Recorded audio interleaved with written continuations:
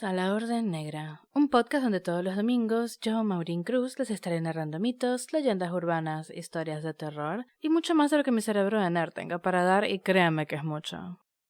Si desean ayudar a que este podcast sea mejor, pueden comprarme un cafecito si están en la Argentina o un coffee si están en el exterior. Les dejo los links en la descripción del episodio. El día de hoy no hay pileta, pero sí una bañera llena de lo que parece ser sangre. Hoy nos vinimos hasta los Cárpatos para narrar la leyenda de la que se ha convertido en una de las asesinas seriales más sanguinarias de la historia. Y digo leyenda porque aún no se ha comprobado la veracidad de la misma. Pero bueno, a mí y a ustedes nos gustan las cosas tétricas y terroríficas. Por eso, hoy nos invita a su bañera Elizabeth Bathory, la Condesa Sangrienta. Empecemos. La condesa Elizabeth Bathory de Exe nació en Nyírbátor, Hungría, el 7 de agosto de 1560, hija de hermanos incestuosos, y fue una aristócrata húngara perteneciente a una de las familias más poderosas de Hungría. Elizabeth nació de dos Bathory de ramas diferentes y, según lo que se cuenta de ella, habría heredado todos los demonios que habían acompañado a sus ancestros, el más famoso siendo Vlad Tepes, ¿sí? El mismísimo Drácula. Se sabe que de pequeña sufría terribles dolores de cabeza y que tenía un temperamento espantoso, propicio a los cambios de humor, aunque por lo demás era bastante inteligente, mucho más que cualquier hombre en la corte o incluso el mismísimo príncipe transilvano. A los 11 fue prometida a su primo Ferenc Nadasdy, 5 años mayor, y perteneciente a una de las familias nobles más distinguidas de Hungría. A los 12 años se mudó al palacio de su prometido a convivir con él y con su suegra, Ursula Nadasdy, a quien detestaba. Es entendible. Y, a sus 14 años, se casaría con Ferenc, quien, al su familia no ser más noble que la de su ahora esposa, terminó tomando el apellido Bathory tras las nupcias.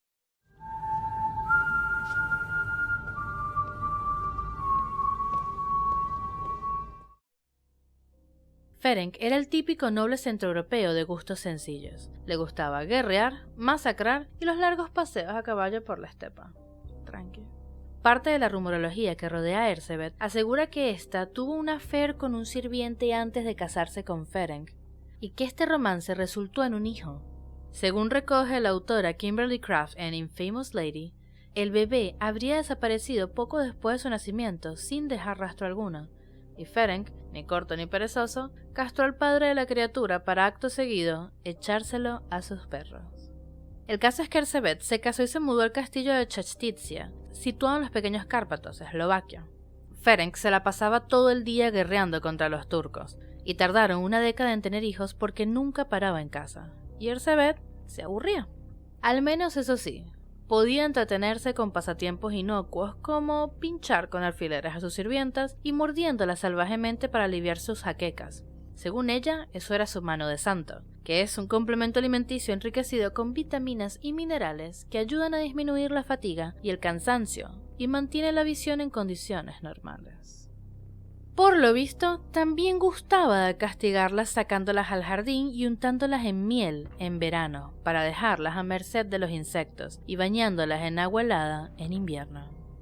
Ferenc conocía las particularidades de su señora y le parecía bien hacer la vista gorda mientras ella cuidase de su castillo y sus tierras en su ausencia. Una vez fallecida la suegra de Elizabeth, y libre ésta de cualquier restricción, empezaron a desaparecer las chicas del castillo, a las que las condesas sometían 1001 cosas horribles con la ayuda de sus fieles sirvientes, Jo Ilona, Dorko y Fitzko.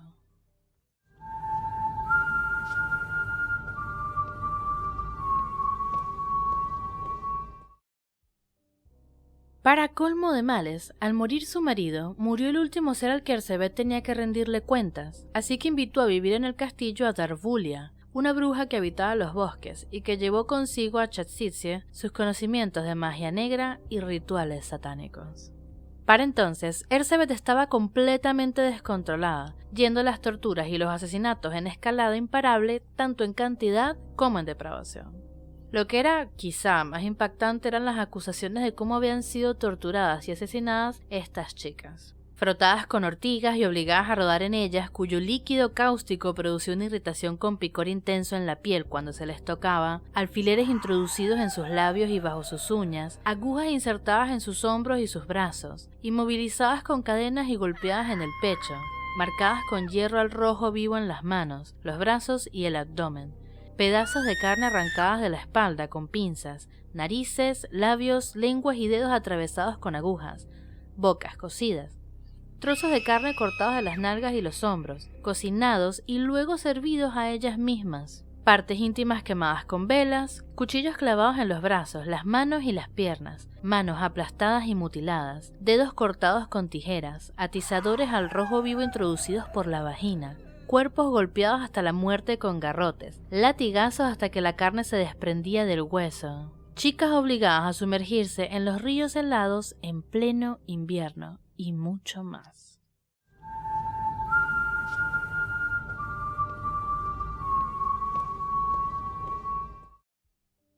Se habla también de todos los artilugios que Erzsébet mandó construir para torturar a sus víctimas, incluida una jaula esférica con las paredes llenas de pinchos que se elevaba gracias a un sistema de poleas, balanceándose en el aire con la víctima dentro. Un prodigio de la ingeniería. Además del placer sádico que sacaría de estos actos, en teoría, la condesa utilizaba la sangre de estas pobres mujeres para sus rituales de belleza particulares, estando Erzsébet dominada por un miedo terrorífico a envejecer y dejar de ser bella. Tras años de realizar estas prácticas, lo que finalmente llamó la atención de otros nobles respecto a la situación que se vivía en el castillo de Chakstytsia no fue la desaparición de las campesinas, que no le importaban a nadie, sino que al irse agotando la existencia de chicas de baja cuna, la condesa comenzó a invitar al castillo a jovencitas nobles con la excusa de hacer compañía a una pobre viuda.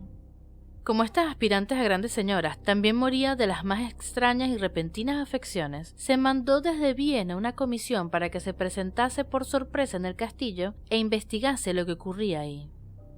Lo que se encontraron fue básicamente un escenario de pesadilla. Decenas de adolescentes encerradas en los sótanos a medio mutilar, pucheros llenos de sangre seca, instrumentos de tortura, suelos cubiertos de ceniza para absorber la sangre y todo rodeado de un fuerte olor a cadáver.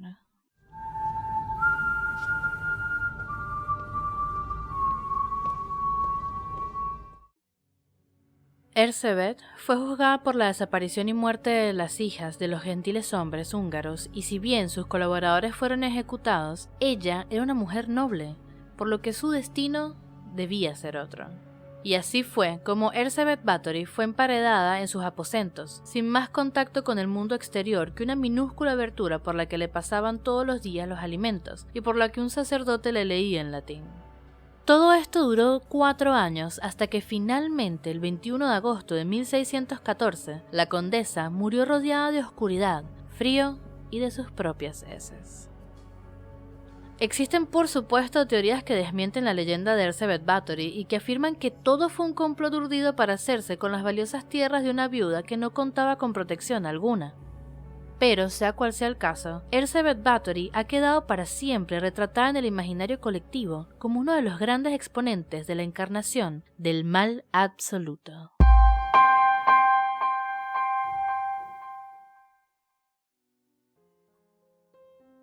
Ese fue el episodio de hoy. ¿Y ustedes qué creen? ¿Es posible que tanta locura y crueldad sea hereditaria o simplemente hombres poderosos conspiraron para tener las tierras de una viuda rica y poderosa?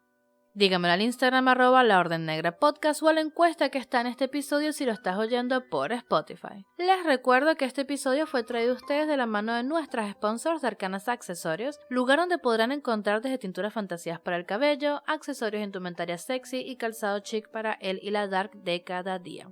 Ubíquenlas en Instagram como @darkanasaccesorios y recuerden que no se brilla sino oscuridad. Y nuestra propia condesa, la artista bonaerense que hace las más hermosas esculturas terroríficas. Chequeanla en su Instagram, @ElizabethLaCondesa.